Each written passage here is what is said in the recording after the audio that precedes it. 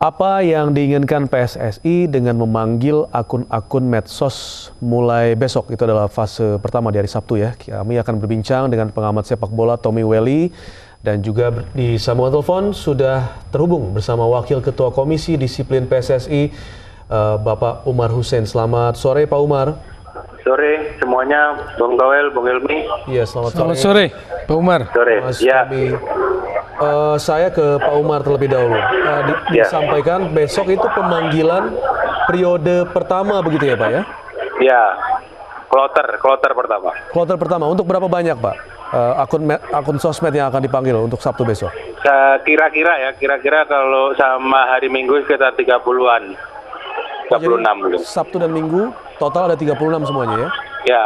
Di hari Sabtu besok, apa saja yang akan dilakukan Pak? Apakah hanya semacam wawancara kepada mereka sekaligus menginvestigasi atau apa lagi proses yang dilakukan?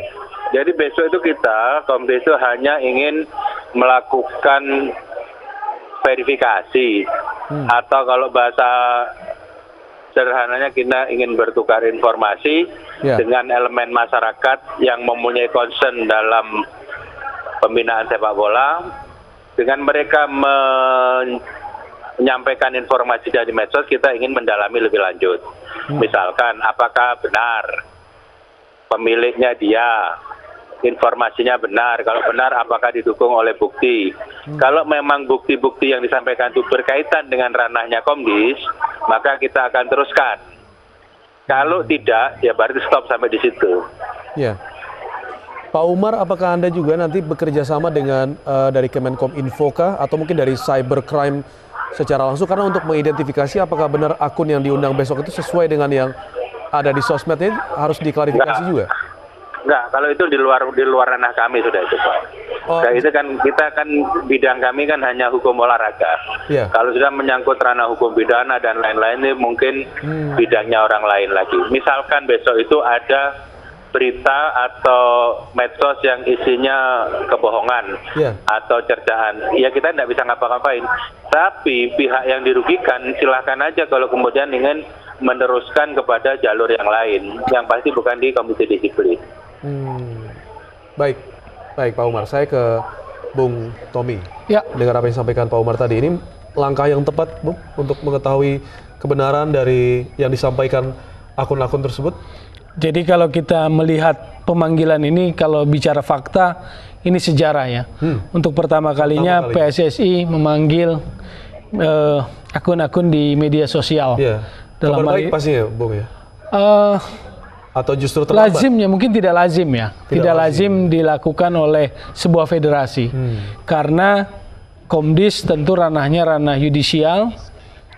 PSSI biasanya berelasinya dengan family football atau keluarga sepak bola. Tentu dalam hal ini misalnya klub, asosiasi, asprof, dan turunannya itu masih logika sepak bolanya masuk dalam konteks family football. Tapi dalam konteks akun media sosial ini yang saya sebut tidak lazim. Lalu dalam pengamatan saya melihat bahwa ketika ada situasi match fixing yang menjadi isu paling headline, paling penting saat ini dalam sepak bola nasional, kita melihat bahwa pemanggilan ini merupakan indikasi gagap dan gugupnya PSSI terhadap situasi yang sedang terjadi gitu loh. Misalnya begini, di satu sisi kepolisian Satgasnya sudah melaksanakan tindakan-tindakan konkret, misalnya kan penangkapan, ada exco yang ditangkap, lalu anggota Komdis Mbah Putih tadi. Sebaliknya PSSI lewat Komisi Disiplin baru taraf komunikasi dengan akun-akun media sosial itu. Dengan komunikasi dan verifikasi. Pak Umar, Anda ada tanggapan dengan ini? Bisa dianggap ini hampir dikatakan bukan keputusan yang terbaik lah begitu. Nah, jadi kalau saya melihatnya secara positif begini. PSSI ingin menjalin dan berkomunikasi dengan masyarakat yang concern dengan sepak bola yang baik, yang bersih, yang menghibur ya kan. Kita harus tampung Pak, harus follow up apa-apa yang diketahui oleh publik ini kan. Jadi tidak disepelekan, gitu. Kita harus follow up. Kalau itu memang masuk dalam ranah hukum olahraga atau komite disiplin, ya. Namun kalau tidak, ya paling tidak kita mengajak masyarakat bersama-sama, mari menciptakan satu sepak bola yang profesional, yang bersih, dan yang menghibur, gitu kan. Nah, kritik misalkan tetap harus diterima, begitu kan, dari siapapun. Nah, memang kewenangan yang ada pada PSSI, apalagi Komdis, sangatlah terbatas, beda dengan kepolisian. Namun kita harus mendukung apa-apa yang dilakukan oleh polisi, gitu kan. Ranahnya walaupun beda, kita harus, tujuannya kan sama nanti. Baik, Pak Umar, Bung Tommy, kita sekarang juga sudah terhubung dengan Ibu Lasmi Indaryani. Beliau adalah pelapor dari pengaturan skor. Selamat sore, Bu Lasmi. Sore, Mas. Baik, Bu Lasmi, benar Anda yang melaporkan bahwa adanya pengaturan skor, begitu ya? Iya, saya sebenarnya pada awalnya memang belum berniat melaporkan. Kami hanya waktu itu tindakan kami adalah mundur. Ayah saya mundur dari Ketua Askar Banjarnegara dan saya pribadi mundur sebagai manajer karena kekecewaan kami terhadap oknum mafia bola tersebut. Ternyata waktu kami dipanggil Mata Najwa, sebelumnya kami diminta untuk datang ke Polda Metro Jaya atas perintah dari Pak Kapolri. Akhirnya saya memutuskan karena di situ ternyata tindak pidana, jadi kami memutuskan untuk melaporkan di kepolisian. Dan sudah melalui proses pemeriksaan selanjutnya begitu ya, Bu, dari laporan tersebut ya? Iya, sudah. Baik, Pak Umar, dari laporan Bu Lasmi bahwa adanya pengaturan skor ini sudah ditanggapi juga oleh PSSI kah? Ya, kami sudah sebelum melapor pun kita yang malah proaktif memanggil Bu Lasmi, cuman Bu Lasmi mungkin karena satu dan lain hal tidak hadir. Kita ingin mendapatkan keterangan juga dari pihak-pihak yang terkait, terutama Bu Lasmi, karena apa yang disampaikan Bu Lasmi ini merupakan bahan kita untuk mengambil putusan dalam ranah hukum olahraga ini, Pak. Bahwa laporan ke Polda itu kan ranahnya pidana itu kan. Ini kan nanti person-person yang disebut oleh Bu Lasmi ini kan harus dijatuhin sanksi. Baik. Maka kita membutuhkan kesaksian Bu Lasmi, cuman kami menyayangkan Bu Lasmi tidak hadir. Tapi kami akan berusaha memanggil kembali, mudah-mudahan beliau mau hadir. Gitu. Oh, baik, saya kasih kesempatan Bu Lasmi dulu, karena sudah sempat dipanggil PSSI, tapi kenapa tidak sempat hadir, mungkin Ibu bisa menjelaskan biar sekaligus untuk mengklarifikasi kenapa sampai tidak bisa bertemu begitu. Iya, Mas? Disampaikan Pak Umar sudah sempat dipanggil untuk bisa berbincang bersama begitu ya Bu, tapi Ibu tidak datang saat pemanggilan pertama tersebut dengan PSSI. Mungkin kenapa Bu? Kenapa sampai tidak bisa hadir gitu? Ya, saya sudah menyerahkan hal ini kepada kuasa hukum saya, Pak Boyamin Saiman. Kami juga sudah berdiskusi tentang undangan ini. Kami memutuskan untuk tidak hadir karena kami sudah melalui jalur hukum, melalui jalur kepolisian, dan saya menghormati Pak Kapolri. Kami mau satu jalur saja. Mungkin kalau PSSI juga ikut mau membantu untuk masalah ini, mungkin bisa berkoordinasi dengan Satgas Anti Mafia Bola. Baik, Pak Umar, jawabannya sudah disampaikan? Ya, itu hak beliau ya, tapi kami tetap menyayangkan. Kita ingin, karena itu kan kita menginginkan sebuah pernyataan resmi di depan sidang Komdis yang menjadi dasar rujukan kita untuk memutus gitu. Tapi seandainya tidak mau, kita kan tidak bisa memaksa gitu. Baik. Bung, ini ada satu pemandangan di akhir tahun nih buat para pencinta bola Indonesia terutama ya. Mereka saat kemarin juga ada permasalahan, belum selesai secara keseluruhan.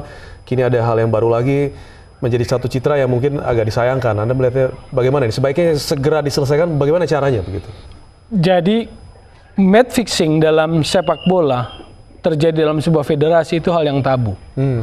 Yang tabu prinsipnya zero tolerance, sanksinya adalah seumur hidup. Lalu ketika yang terlibat adalah exco, yang artinya adalah elit-elit sepak bola, elit pengurus sepak bola, ini sebetulnya moral sepak bolanya runtuh, moral organisasinya runtuh. tentu kita akan melihat proses yang berlanjut di akhir tahun ini. Kan per hari ini ada 1 exco atau paling tidak 2 exco yang sudah tersangkut ya, Pak Hidayat dan Pak Johar Lin Eng.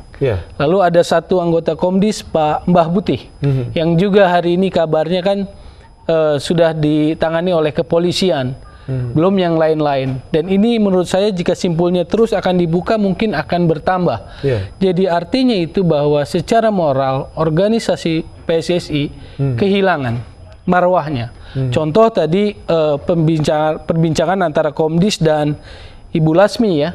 Komdis tentu melakukan apa yang menjadi wilayahnya, ranah yudisial dalam sepak bola, memanggil supaya bisa memberikan sanksi dalam konteks sepak bola ataupun tindakan-tindakan hukum sepak bola. Tetapi kita lihat Bu Lasmi menunjukkan bahwa mungkin dalam pengamatan saya level kepercayaan yang sudah tidak ada, sehingga tidak melakukan laporan kepada pihak PSSI, lebih memilih jalur pidana yang dibentuk oleh kepolisian. Jadi ini fakta menurut saya. Itu yang saya bilang adalah bahwa tadi terkait ide pertama atau judul dari topik ini memanggil medsos, ini adalah kegagapan dan kegugupan PSSI terhadap situasi match fixing yang terjadi dan melibatkan elit-elit pengurusnya. Yang seharusnya penyelesaian match fixing itu tidak dengan pemanggilan seperti itu ya, begitu ya, Bung? Pemanggilan maksudnya? Dengan akun-akun tadi. Karena kan pada prinsipnya sebetulnya akun-akun media itu kan merefleksikan saja, memantulkan apa yang terjadi. Jadi sebagai federasi, fungsi dari PSSI adalah menjaga rumah sepak bola Indonesia dari virus-virus match fixing. Jadi artinya sejak awal punya sikap preventif, punya sikap deteksi dan juga respon. Dan ketika masih mencari katakanlah komunikasi, relasi ataupun bukti, ini kan sebetulnya proses yang terlambat gitu loh. Saya ke Bu Lasmi lagi. Ibu, ini memang benar ada masalah trust issue gitu ya, karena Ibu tidak percaya dengan untuk menyelesaikan PSSI yang dapat menyelesaikan secara langsung, ya udah ke kepolisian saja begitu. Ya, saya pribadi sudah trauma sekali, Mas. Saya pribadi juga tidak menyangka, karena saya kan menuntut juga Pak Priyanto dan Mbak Tika, tapi ternyata setelah penyidikan malah kami dengar bahwa Ketua Asprof juga menjadi Ketua Asprof Jawa Tengah, Pak Johar Lin Eng juga menjadi tersangka, dan ada oknum Komdis yang juga menjadi tersangka. Jadi kalau saya pribadi, saya sendiri juga sedang masih trauma, jadi saya menyerahkan ini kepada pihak berwajib saja. Baik, Pak Umar, ada masalah trust di sini yang disampaikan Bung Tommy juga ada masalah kegagapan juga dalam penyelesaiannya. Bagaimana nih Pak agar bisa mengembalikan? Ya, kita tidak bisa menolak ya adanya kekurang percayaan publik, itu tidak bisa kita tolak. Itu kan merupakan akumulasi dari proses yang lama gitu kan. Apalagi kemudian pihak yang berlawanan dengan Bu Lasmi ini kan anggota Komdis sendiri, jadi mungkin dari situ timbul ketidakpercayaan bahwa kita tidak objektif dan lain sebagainya. Namun ini kan setelah adanya hukuman yang dijatuhkan Komdis terhadap Pak Hidayat, itu kan baru kemudian bergelombang. Informasi itu masuk kepada kami tentang terjadinya pengaturan dan lain sebagainya. Nah, kemudian soal anggapan bahwa PSSI gagap, orang boleh saja menilai ya, tidak ada salahnya. Cuman kalau saya menangkapnya dari sisi yang positif, bahwa federasi itu mempunyai keinginan untuk membuka diri terhadap apa-apa yang terjadi di masyarakat. Itu kalau saya menangkapnya seperti itu. Baik, Bu Lasmi sendiri, tadi sempat disampaikan oleh Pak Umar, Bu Lasmi, bila Anda nanti dipanggil untuk kedua kali, Anda tetap tidak menginginkan dan menyerahkannya kepada kuasa hukum saja? Saya akan berdiskusi dengan kuasa hukum kami, pastinya. Ya, salam sama Bunyamin, Mbak. Bilang dari saya. Pak Bunyamin, iya. Ya, kawan saya itu. Baik, tetap akan berdiskusi dulu dengan kuasa hukum begitu ya, Bu Lasmi ya? Iya, betul.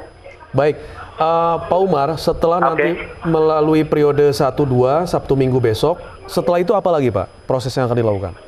Nggak ada kan, case-nya ganti-ganti Pak. Ini saya belum tahu ada perkara yang lain lagi menyangkut masalah pengaturan.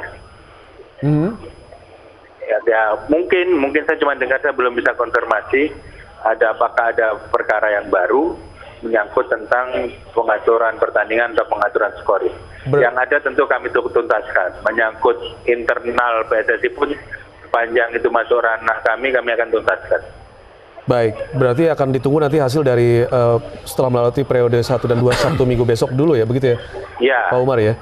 Bu Lasmi, yang saya juga penasaran, apakah ini pertama kalinya Anda melakukan pelaporan pengaturan skor atau sebelumnya sudah sempat melaporkan tapi tidak pernah ditanggapi atau bagaimana? Maaf, kurang jelas, Mas. Bu Lasmi, untuk menjadi pelapor dari pengaturan skor ini, apakah ini untuk pertama kalinya atau untuk beberapa pertandingan sebelumnya atau beberapa tahun yang lalu sudah mencoba melaporkan juga bahwa ada terjadi pengaturan skor?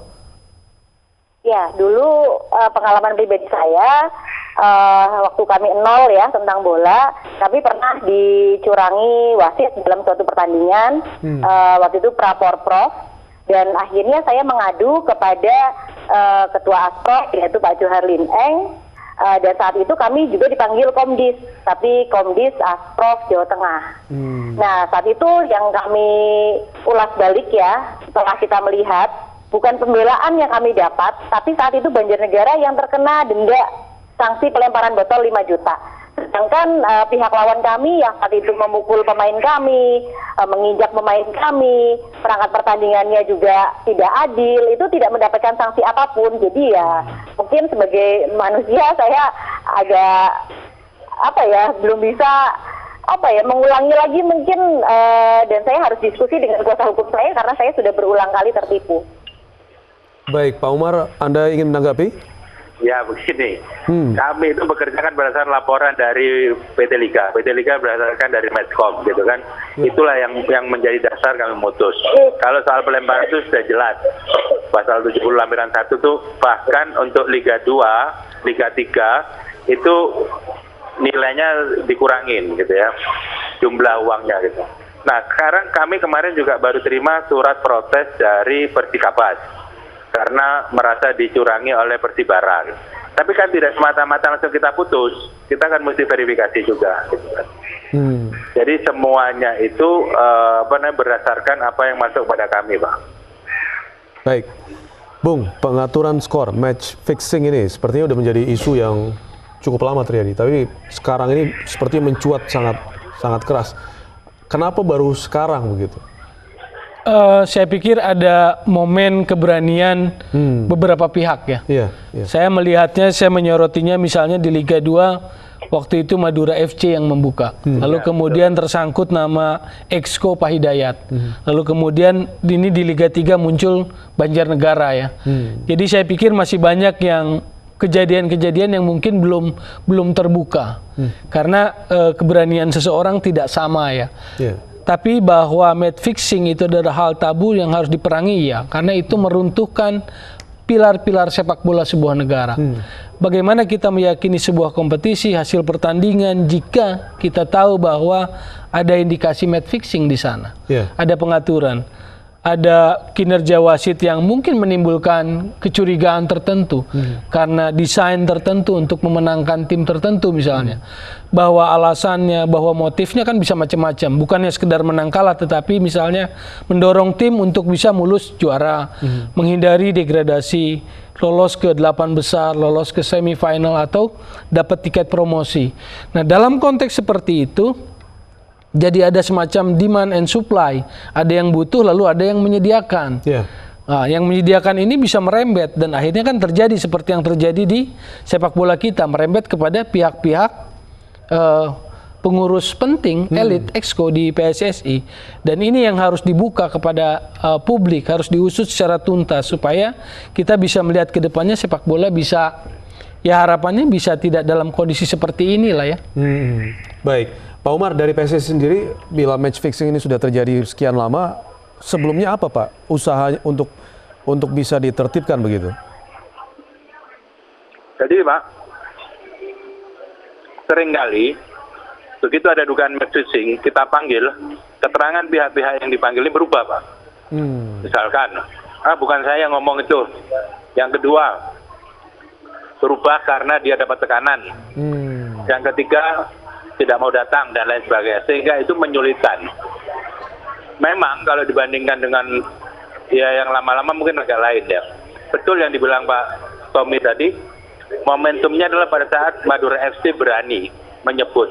Nah, kita ingin pelatih, manajer, pemain atau siapapun yang tahu itu berani bersuara gitu loh. Contoh pernah ada wasit yang sudah menyebutkan satu nama.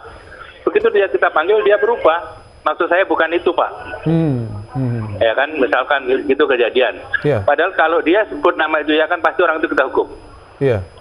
Nah, sekarang kan kita tidak juga mau berbuat zalim pada orang gitu loh. Makanya kalau lagi-lagi saya menghimbau lewat forum ini, kalau Bung Welly ini kan speaker publik, bisa menghimbau kepada masyarakat untuk sama-sama bersuara gitu. Sementara khusus kepada Bu Lasmi, mari kita sama-sama dengan cara Ibu bisa hadir ke Komdis gitu loh. Baik, Bung, tolong nanti ditanggapi, tapi kita jeda terlebih dahulu. Baik, kita akan kembali lagi di Aini Sore, usai yang satu ini.